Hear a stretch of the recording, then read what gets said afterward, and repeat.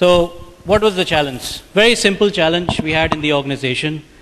We needed to get people to change the way of working, get moving, because we are faced with a bit of a challenge in the company, looking at the business environment that we've got. What was the backdrop? The oil industry is now very, very competitive. It is also stuck with a lot of money with the government, billions of PSOs and several billions of Shell and other companies. We also went through a change of CEO last year and a change of people who were reporting to him. And one of the first things they did is had a look at the business and identified that there is a need to make a step change in the way we are running the company if we are to weather the current storm in the external environment, but also the cash crunch. However, when we started that, the speed of uptake by the rest of the team below the leadership was a bit slower than what we would have liked. As CFO, because we are largely independent of actually any business results sometimes or selling anything, it gave me a chance to reflect what is it that I can do to try and improve the speed at which we can get the organization to change. And as I did that, I realized that there's a few things that the CFO does. There's some traditional things where the accountants, where the auditors, we see the big picture, we manage SOX and controls. But I think there are a few other roles that all CFOs play or should be playing, in my view.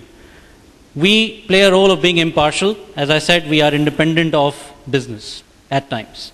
We are the joint face of the company to the external world. We are the ones who deal with banks, with tax, with investors, alongside the CEO.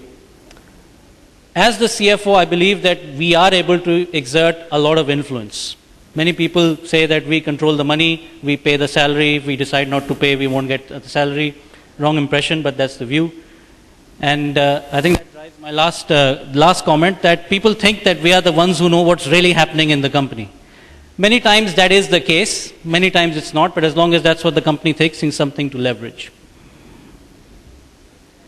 So what I noticed as an impartial observer is that while the business was doing its best to try and get people to change, do things differently, what they've done in the past, there was actually, I felt, a need to change the way people were being taken along the journey of this change, as opposed to what exactly we were asking them to do differently in terms of selling this, doing this activity, or something else. So what did I do about it? Thinking through that, I realized that actually there is another key role that the CFO should play, and actually does play at times, which is that of a storyteller. And I think this leverages some of the key points of our role that I mentioned earlier. We are impartial, we are seen as being impartial. People think that we do have the position to just say what's really happening. We are the face of the company to the outside world. We maybe should be the face of the company to the company itself at times as well. We are able to get influence, and we are perceived as the one who knows. If we are able to influence and are perceived as the one who knows, I thought maybe if I'm doing the talking, more people might listen. And since we're impartial and also the ones trying to sell our company to the outside world, maybe more people will believe what the CFO is saying than maybe what the business managers are saying on their own. So very simply, all I did here is I started taking reins of how staff engagement is done. It's an area, at least in Shell, that is traditionally seen as something that is done by HR or someone in HR who does a town hall once in a few months, and that's about it. But I think what the CFOs can do, which we did here in Shell, is to try and be the ones who bring this independent view of how we engage staff, how we sort of be the ones who are trying to motivate people, telling them the story of what we're trying to change, why it will change, why it will be a success, and leveraging some of the, I think, the power that the CFO does have over staff, which is a bit different from the sales team's lead giving them the same story. And so I now lead the team with support of a number of people from within the organization. And we have defined for the year what exactly is it what we're going to do, how we're going to do it, who will do it, which leadership team member will do it, when we do it, to link to when we have board meetings, AGMs, external interaction, foreign visitors, to try and create a sustained program of appropriate engagement of staff. Because we feel that the better staff are engaged and are told what is happening and why we're doing it, and maybe by the CFO as the independent party, the better they may be motivated to actually get it done.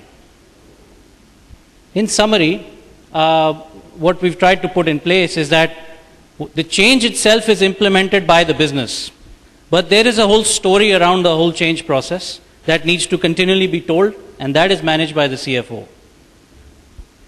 And looking back, what I'd like to share with all the CFOs in here, I think that the CFOs have the credibility, the experience, and I think they have a responsibility because of the influence they have in the organization to actually lead staff engagement and communication, especially when going through a major change process.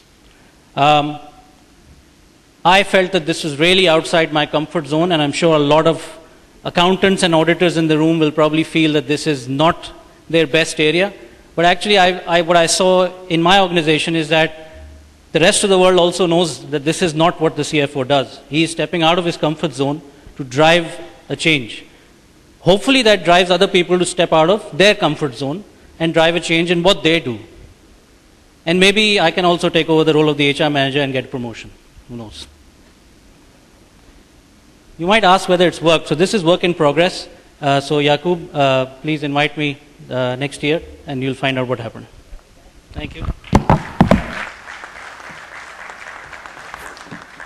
Thank you all.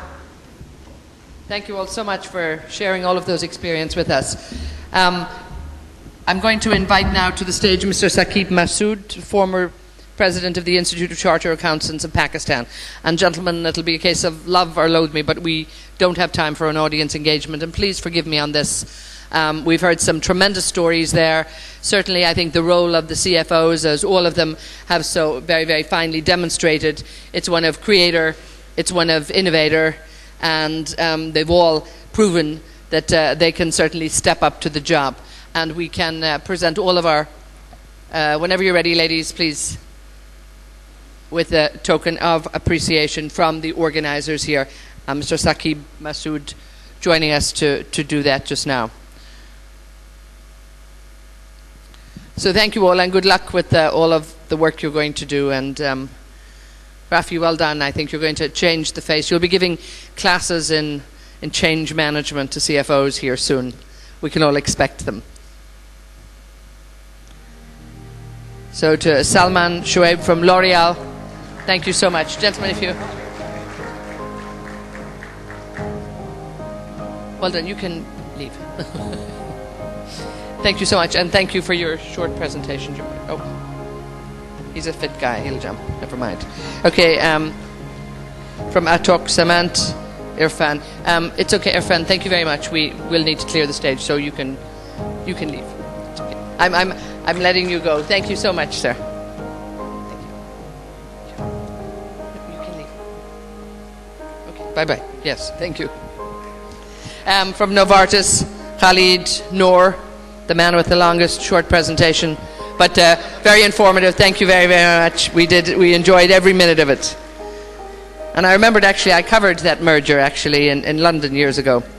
From the Central Depository Company, Fazal Hussein Ghafoor, thank you so much for your insight. We really appreciate it. And from Shell Pakistan, the man who's going to change the world, Rafi Basheer. Thank you so much. Thank you all for sharing with us. And to Mr. Saqib Masood, again, thank you so much. We're moving swiftly.